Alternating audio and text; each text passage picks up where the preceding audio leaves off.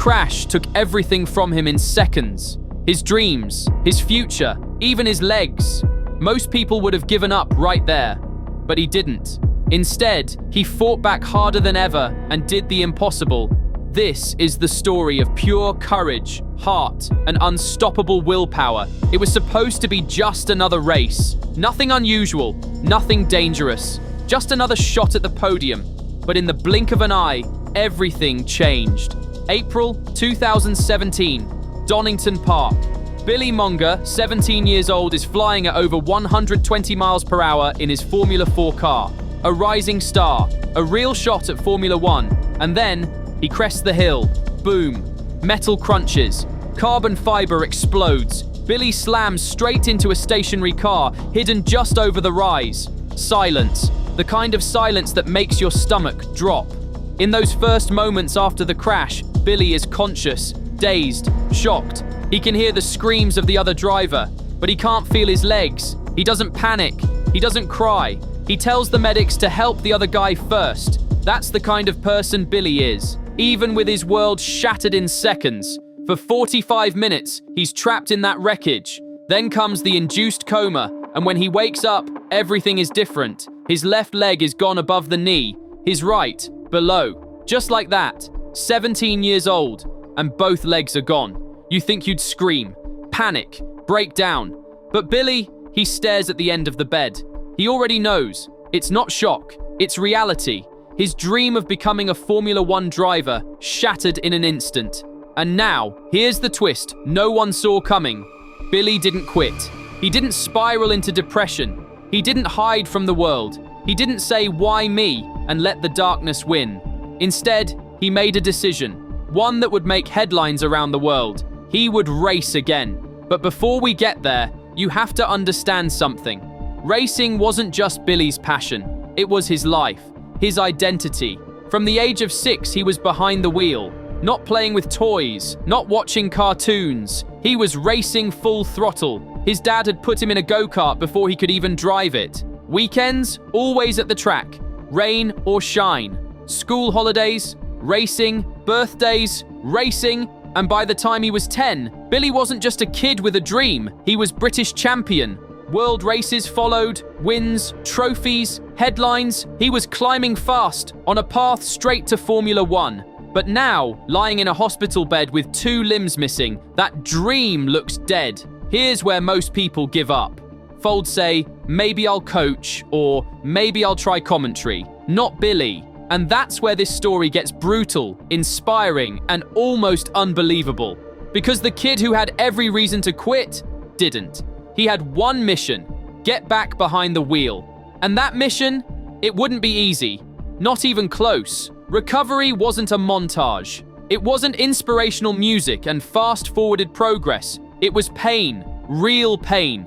Billy had to relearn everything, standing, moving, and balancing on prosthetics. Imagine being a world-class athlete and having to figure out how to stand still again. The first time he tried walking with prosthetics, he fell.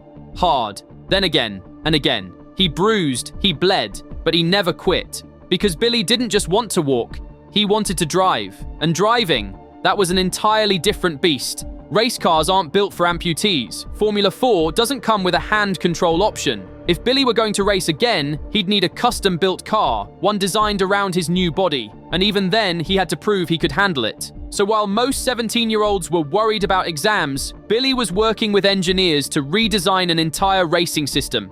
Throttle on the steering wheel, brake with his hand. Everything was rebuilt from scratch. And after just 11 weeks in the hospital, he left. Not to rest, not to retire, but to train, to fight. And in less than a year, Billy Monger got back into a race car. He was back. At Brands Hatch in 2018, Billy returned to the grid. The helmet went on, the engine roared, and as the lights went out, so did the doubts. He finished third, on the podium. In his first race back, people cried in the stands. Commentators choked up on live television. It wasn't just a comeback. It was a moment that redefined what's possible. But Billy wasn't done. In 2019, he moved up to Euro Formula. He scored pole positions. He won races. And then came something even bigger. He became a commentator for Channel 4's F1 coverage. The dream of being in Formula 1, not dead. just different. Billy was on the grid, talking to drivers, walking the paddock, inspiring millions, not with sympathy, but with strength. And let's not forget this, he also walked 140 miles in 4 days on prosthetics for charity, raising over £3 million for the NHS. That's the distance of 5 marathons on legs that weren't even real. Let that sink in. He lost his legs, but never lost his vision. This wasn't just a comeback, it was a redefining of limits, of what it means to fall and rise. Billy Monger didn't just survive the crash, he raced through it. And that brings us back to you, because maybe you're facing your own kind of crash. Maybe your life didn't go the way you planned. Maybe your legs got taken out metaphorically. But if Billy can come back, what's really stopping you? Now here's the part most people miss. We celebrate the comeback, the headlines, the podiums. But what about the quiet in-between moments? The nights when the cameras are gone and the only sound is the hum of a prosthetic charger in the corner? What about the pain no one sees? Billy has spoken openly about this. The mental battle, the frustration, the phantom pain. Imagine your legs are gone, but they still hurt. That's phantom limb syndrome. And for Billy, it wasn't just physical agony. It was emotional because his brain kept reminding him of what used to be there. Every step forward came with a memory of what had been lost. But still, he kept walking. Why? Because Billy didn't see himself as a victim. He didn't want pity, he wanted purpose. And purpose is stronger than pain. He started speaking in schools, visiting hospitals, and meeting young amputees. Not as some perfect inspiration, but as someone who got it, who had lived it and survived. And that's where Billy's story takes another turn. He became a symbol, not just of resilience, but of representation. Because when you're a kid in a hospital bed and your world feels like it's just collapsed, you need to see someone who's been there, who climbed out, who made it. Billy became that someone, not because he planned to, but because he showed up. Again and again, in the media, on track, online, in documentaries, not saying, "Look at me, but you can too." And here's something that will stop you in your tracks. In 2018, just a year after his crash, Billy won the BBC Sports Personality of the Year Helen Rollason Award. It's given for outstanding achievement in the face of adversity. As he stood on that stage, prosthetics beneath him, speaking to millions, he didn't talk about what he lost. He talked about what he gained. Perspective, gratitude, a chance to inspire. Now let's pause here, because you might be wondering, what's the lesson for you? You're not a race car driver. You're not on national television. You might not even feel strong enough to get out of bed some days. But that's precisely why Billy's story matters. Because resilience isn't just for athletes. It's not about speed or trophies or even physical recovery. It's about deciding every single day that your story isn't over. It's about choosing not to quit, even when everything in your life tells you to. Billy Monger's story is not a fairy tale. It's not sanitized. It's not wrapped in a bow. It's messy. It's painful. It's raw. But it's real. And real stories, the ones that make us cry, stand up, try again, those are the ones that change lives, yours included. So how does someone like Billy Monger redefine what's possible, not just for himself, but for an entire industry? It starts with breaking rules. See, motorsport wasn't designed for people with disabilities. The FIA, that's the governing body for motorsport, had strict regulations. If you were an amputee, you didn't race, full stop. But Billy didn't accept that. He didn't ask for permission. He asked for change. With the support of his team and a growing public behind him, Billy lobbied to overturn the ban. And here's the wild part. He won. The FIA changed its rules forever because of Billy Monger. That means that every driver in the future who loses a limb but refuses to lose their dream now has a chance because Billy kicked the door open. He didn't just come back for himself. He changed the game for everyone. Think about that. A teenager who lost both legs, who should have disappeared quietly into history as a tragic headline, instead became a trailblazer. But Billy's story isn't just about motorsport anymore. It's about mindset. In interviews, he talks about focus, about staying present, about how the crash gave him clarity. When you lose something that big, your legs, your future, your identity, you're forced to ask the hardest question of all. Who am I now? And Billy's answer wasn't a victim or a former driver? His answer was, I'm still me, just stronger now. Let that sink in. You don't get to choose your crash, but you do get to choose your comeback. And that's what makes Billy's story so important. Not just for racers, but for anyone staring down the wreckage of their life. Divorce, diagnosis, depression, debt, dreams deferred. The kind of crash where you feel like you're stuck on the side of the road while the rest of the world speeds by. Billy teaches us that the road back is never straight. It's full of pain, detours, flat tires, self-doubt. But you can keep driving even if your car looks different now, even if your body looks different now, even if you feel different now, because strength isn't in the sprint, it's in the slow, steady decision not to stop. Billy didn't just rebuild a race car, he rebuilt himself. And the version of Billy Monger that walks on stage, races on tracks, and speaks to millions isn't a shadow of who he used to be. He's more focused, more determined, more aware of what really matters. And here's the thing. You can be more too. But first, you have to make one decision. Don't quit. Now let's flip the camera around. For a second, this story isn't about Billy. It's about you. Ask yourself this. What's the crash in your life? Is it a moment? A loss? A failure that knocked the wind out of you? Maybe it wasn't as dramatic as a high-speed collision. Maybe it was quieter. A door slowly closing. An opportunity is fading. A voice in your head whispering, maybe this just isn't for me. But here's the truth most people never hear. Everyone crashes. Everyone. Even the most successful people you know, the authors, the athletes, the millionaires, they've all hit that wall. The difference isn't that they avoided the crash. The difference is they refuse to stay broken. Billy Monger isn't a story about driving fast. It's a story about choosing to move forward when standing still would have been easier. And here's where things get powerful. Billy's comeback wasn't built on motivation. It was built on systems, daily disciplines, routines, physical rehab, mental training, intentional action, every single day. See, motivation is like fuel. It burns hot, but it burns fast. What you need is grit. That's what kept Billy going through 4-hour rehab sessions when he couldn't feel his legs and had every excuse to give up. That's what got him back in the driver's seat when even his doctors were skeptical.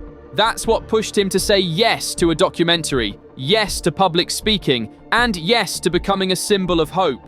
And now, Billy's not just a racer. He's a mentor, a broadcaster, a voice. He's reshaped his identity, not by clinging to who he was, but by building who he could become. So the question for you is this. What's your version of getting back in the car? What would it look like to say, yeah, I've been through hell, but I'm not done yet? Because here's the kicker. Billy didn't wait until he was ready. He started before he felt prepared. He acted while he was still healing, still doubting, still hurting. And that might just be the single most important takeaway from this story. You don't have to be fully healed to start again. You just have to start. Start where you are, with what you have, in the body you're in, with the pain you carry. And if you do, if you commit to showing up, brick by brick, moment by moment, something incredible happens. You stop being the victim of the crash, and you become the driver of the comeback. Billy's story doesn't stop at the track. It stretches into every arena, into the engine rooms of change, into the boardrooms of broadcasting, into the endless corridors of charity, and into the deep, quiet corners of his own mind. After the crash, while his body was healing, Billy found himself with a new role. Not only was he a racer fighting to come back, but he became a voice for others. He started speaking in front of crowds. He started being asked, "How did you do it?"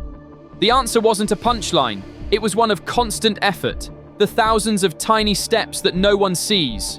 The rehab at odd hours. The prosthetic fittings that hurt and refused to behave. The engineers who had to ask, "Can this even work?" Billy accepted that question. He answered it by testing it. He hammered on it with his sheer will. In 2018, he switched roles not just behind the wheel, but in front of cameras. He joined the presenting team for a major broadcaster, bringing his voice and experience into the world of motorsport coverage. He made the shift from driver to commentator and stayed authentic. He didn't hide his prosthetic legs. He used his story. He used his presence. He showed people that adaptation does not mean slowing. It means changing gears. But let's pause for a moment and consider. While most of us still struggle to walk into Monday morning meetings after the weekend, Billy was pushing to be faster, stronger, and different. He took on challenges beyond racing, because when you face the absolute worst, the usual hurdles become smaller and manageable. He shoved open new doors. One of those doors was the world of ultra endurance. In 2024 to 25, Billy announced he was going to attempt the world's toughest triathlon, the Ironman World Championship in Kona, Hawaii. He wasn't content with finishing. He aimed to break the record for a double-leg amputee. And yes, he did. He completed it in 14 hours, 23 minutes, and 56 seconds, smashing the previous mark by over 2 hours. Think about that. Putting yourself through an event where the swim, bike, and marathon are already punishing for able-bodied athletes, and doing it on prosthetic legs. He trained the methods the world doesn't see. Magnetic pedals, open water swims, running blades that blow with wind, heat, and doubt. He logged hours when the sun was low and the world quiet, and his only company was his breathing and his scars. And the result, he became a Guinness World Records icon. He didn't become a statistic, he became an emblem, a symbol that says, "New chapter starts here." Now let's talk about legacy. What we owe Billy isn't just applause for his courage. It's the realization that his journey is a door for many. He forced the governing body of motorsport to reconsider disabled drivers in single-seaters. He forced a sport not built for adaptation to adapt. He didn't wait for an invitation. He walked into the boardroom and said, "If I can't race, nobody will." When Billy walked in, he carried more than a helmet. He carried the hopes of those who'd been told no. The auto racing world is built on margin, on millimeters, on speed. Yet he introduced another metric: human potential. He raised the bar not just by winning races, but by changing the rules. So what's the final take for you? The crash is horrific. The loss might be real. The setback may feel permanent. But Billy's story tells us one immutable truth. A new identity can be forged from the wreckage. It tells us that your purpose can survive your crisis, that you might even be defined not by the crash, but by the comeback. Billy Monger isn't just a guy who got back in a car. He's a guy who put new handles on the steering wheel. He's a guy who built new limbs, new routes to track, and new narratives of hope. He's a guy who said, "I've lost my legs, but I haven't lost my speed." And maybe, just maybe, he's telling you the one thing we all need to hear. The engine's still on. Start your car. Let's go.